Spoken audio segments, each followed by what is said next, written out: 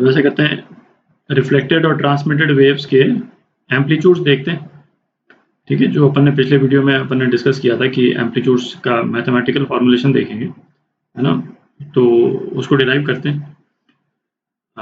अच्छा, इसमें भी जो रिजल्ट्स जो आएंगे, अपन ये रिजल्ट हालांकि निकाल रहे हैं किसी स्ट्रिंग के लिए, पर ये रिजल्ट जो है वो किसी भी वेव के लिए वैलिड होंगे, है ना, साउंड वेव्स के लिए, लाइट वेव्स के लिए, है ना, सभी तरह के वेव्स के लिए ये रिजल्ट वैलिड है। ठीक है।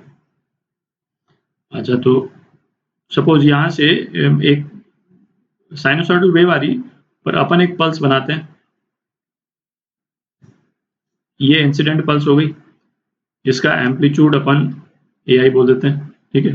अच्छा, सपोज जो ट्रांसमिटेड पल्स हुई वो ये है, ठीक है, और जो रिफ्लेक्टेड पल्स हुई वो ये है।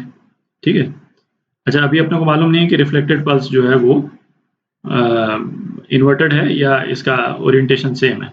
ठीक है, वो डिपेंड करेगा कि कौन सा मीडियम रेगुलर है, कौन सा डेंसर है। अभी उसमें नहीं जा रहे क्योंकि अपना रिजल्ट जो है वो जनरल आएगा। ठीक है, तो इसका एम्पलीट्यूड AT बोल देते हैं और इसका एम्पलीट्यूड A रिफ्लेक्टेड है ना, AR। अच्छा, ये वाला पॉइंट देखते हैं जरा,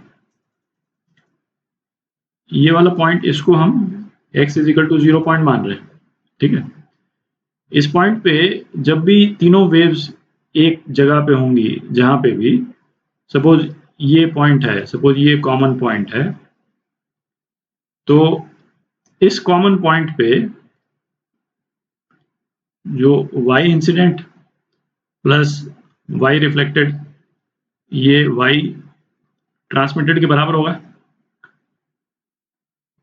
ये पोर्शन 1 है ना, मीडियम 1 है, ये मीडियम 2 है। ठीक है, यहाँ पे जब बेसिकली इंसिडेंट वेव जो है वो ट्रांसमिटेड वेव में और रिफ्लेक्टेड वेव में बाइफरकेट हो रही है ना, जब वो प्रोसेस जब चल रहा है, तब कोई भी पॉइंट होगा, ये पॉइंट वेरी करता रहेगा, है ना, जैसे प्रोसेस कंप्लीट होगा, वो तो अपन देख चुके हैं पिछले वीडियो में। ये पॉइंट भले वेरी करता रहेगा, बट किसी भी एक पर्टिकुलर पॉइंट पे ये रिलेशन ट्रू होना जरूरी है। ठीक है, क्यों? क्योंकि यदि ये रिलेशन ट्रू नहीं हुआ तो इसका मतलब स्ट्रिंग जो है वो ब्रेक कर गई एक जगह पे। भाई ऐसा तो हो नहीं सकता कि मीडियम 2 में तो रोप यहाँ से शुरू हो, ठीक है, और मीडियम 1 में जो है वो रोप यहाँ से शुरू हो, यहाँ पे हो।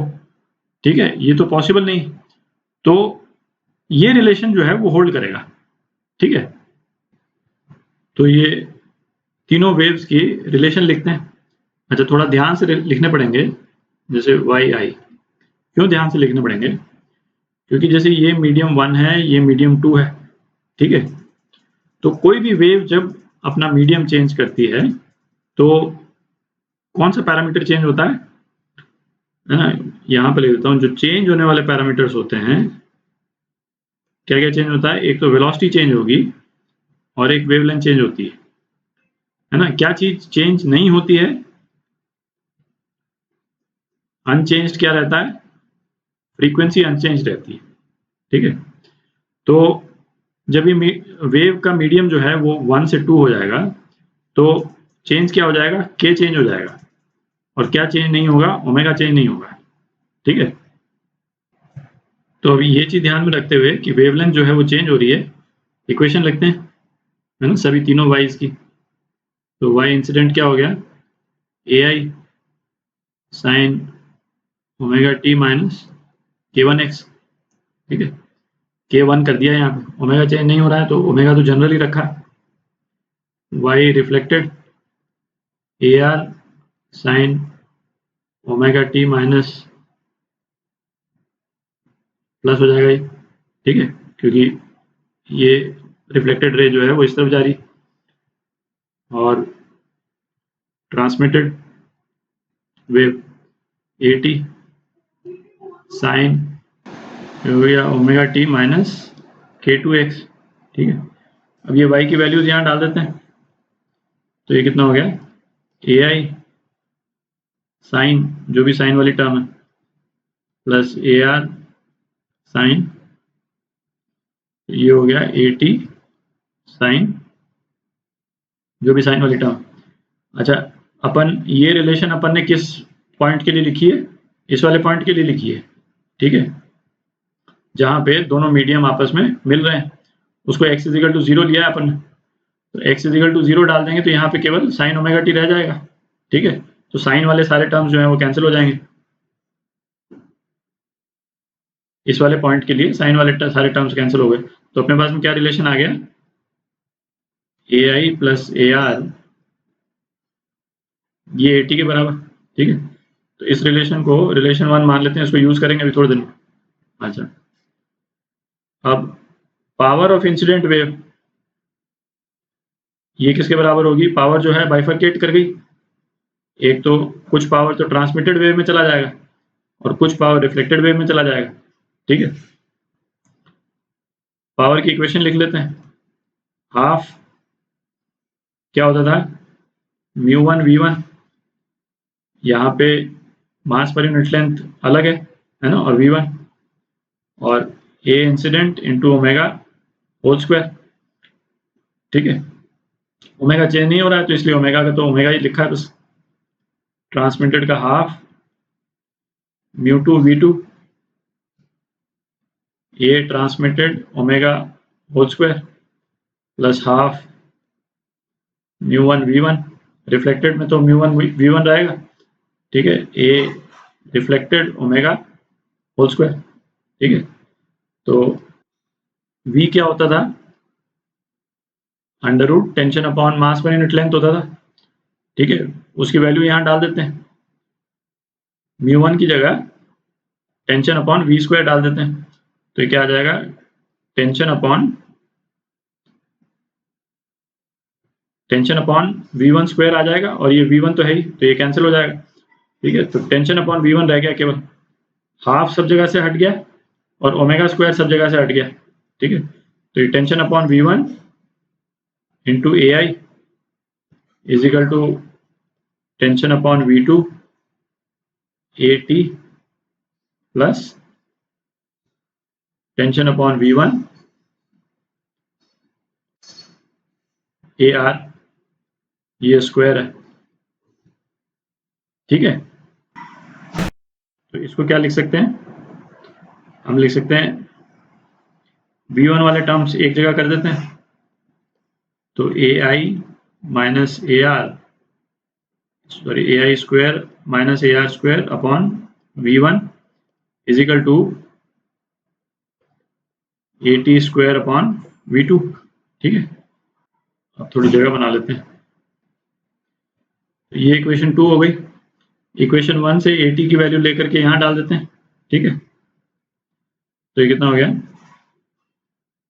ए I minus A R upon A I plus A R upon we one is equal to A T की जगह पे क्या लिख दिया अपन ने? A I plus A R whole square upon we two, ठीक है। तो ये टर्म कैंसिल हो गई, स्क्वायर वाली टर्म, तो इसको अपन रीअरेंज कर देंगे तो अपने पास में ये रिलेशन आ जाएगा। ए आर का रिलेशन जो है ना वो ये आ जाएगा, V two minus V one upon we two plus V one A I, ठीक है।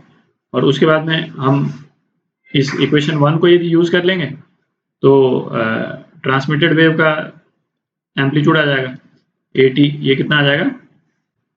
ये आ जाएगा आपका 2v2 upon we two plus V one into A I. तो ये दो रिलेशन आ गए आपके पास में, जो रिफ्लेक्टेड रेव है उसका एम्पलीट्यूड, और ये जो है वो ट्रांसमिटेड वेव है उसका एम्पलीट्यूड किसके टर्म्स में आ गया? इंसिडेंट रे का जो एम्पलीट्यूड है उसके टर्म्स में आ गया, ठीक है। अब इस रिजल्ट को थोड़ा सा है ना क्लीन उस पर लिख करके इसको एनालाइज करते हैं, है ना, थोड़ा सा एनालिसिस करना पड़ेगा।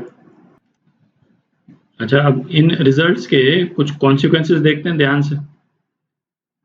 पहला, यदि मीडियम 1 इज रेयरर, है ना, और 2 इज डेंसर, ऑब्वियसली मतलब उसका कॉन्सिक्वेंस है। तो इसका क्या मतलब निकला कि v1 जो है वो v2 से बड़ा है, ठीक है। तो इसका एक कॉन्सिक्वेंस तो ये निकला कि AR जो है वो लेस देन 0 है, ठीक है। इसका मतलब जो रिफ्लेक्टेड रे होगी, रिफ्लेक्टेड जो वेव होगी वो उसका एम्पलीट्यूड नीचे की तरफ होगा, मतलब यदि पल्स है तो नीचे की तरफ होगा और वेव होगी तो फेज डिफरेंस हो जाएगा पाई का, ठीक है। ये कॉन्सिक्वेंस हुआ। अच्छा, एक और कॉन्सिक्वेंस हुआ है इसका कि AR लेस देन AI है, ठीक है, और AT भी जो है वो लेस देन AI है। मतलब जो ट्रांसमिटेड वेव है ये और जो रिफ्लेक्टेड वेव है वो दोनों का एम्पलीट्यूड जो है वो इंसिडेंट वेव के से छोटा ही है, ठीक है। और ये ऑब्वियस नहीं है, अभी सेकंड केस देखेंगे उसमें है ना कुछ डिफरेंट रिजल्ट आएगा। तो AT लेस देन AI ये तो दिख रहा है, क्योंकि V2 जो है वो V1 से कम है, V2 V1 से कम है, तो ट्वाइस V2 इसको अपन लिख सकते हैं V2 प्लस V2, ठीक है। तो ये V2 प्लस V1 से कम हो जाएगा और AR तो AI से कम हो गई, ठीक है। अच्छा, दूसरा कॉन्सिक्वेंस, इसको रिवर्स कर देते हैं। मीडियम 1 इज डेंसर और 2 इज रेयरर, ठीक है। इसका मतलब क्या निकला, V2 जो है वो V1 से ज़्यादा है, V2 V1 से ज़्यादा है, तो V2 V1 से ज़्यादा है तो AR जो है वो ग्रेटर देन 0 है। मतलब यदि पल्स है तो AR जो है वो उसका ओरिएंटेशन सेम रहेगा, दिख रहा है, ठीक है। AR जो है वो लेस देन 0 नहीं आया।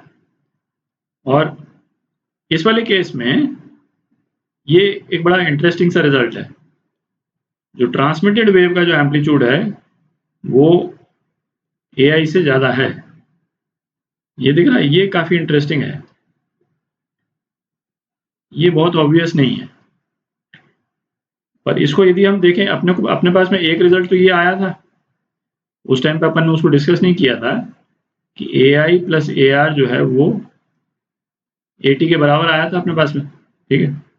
अच्छा, अब इस वाले केस में यदि रिफ्लेक्टेड रे का ओरिएंटेशन यदि सेम रहता है रिफ्लेक्टेड पल्स का, तो ये ऑब्वियस ही है कि AT जो है वो AI से ज़्यादा रहेगा, ठीक है। क्योंकि आप देखें किसी भी एक पर्टिकुलर पॉइंट पे यहाँ पे जब AR और AT एक साथ डेवलप हो रहे होंगे, ठीक है, मैं अलग से बना देता हूँ, ये यदि मीटिंग पॉइंट है, ठीक है। अब हमने ये तो सपोज कर दिया रिफ्लेक्टेड रे, ठीक है। ये ब्लू वाला सपोज कर दिया हमने इंसिडेंट रे। जो ट्रांसमिटेड रे जो है वो तो इनका सम टोटल होगा कहीं पे, ठीक है, वो इस टाइप का कुछ होगा, ठीक है, जो इन दोनों का एडिशन होगा। तो जो ट्रांसमिटेड रे का, ट्रांसमिटेड पल्स का जो एम्पलीट्यूड है वो इंसिडेंट पल्स से ज़्यादा है। पर इसमें फिर मतलब ये कंफ्यूज ना करें कि कहीं इसमें AT का पावर ज़्यादा होगा, पावर ज़्यादा नहीं है।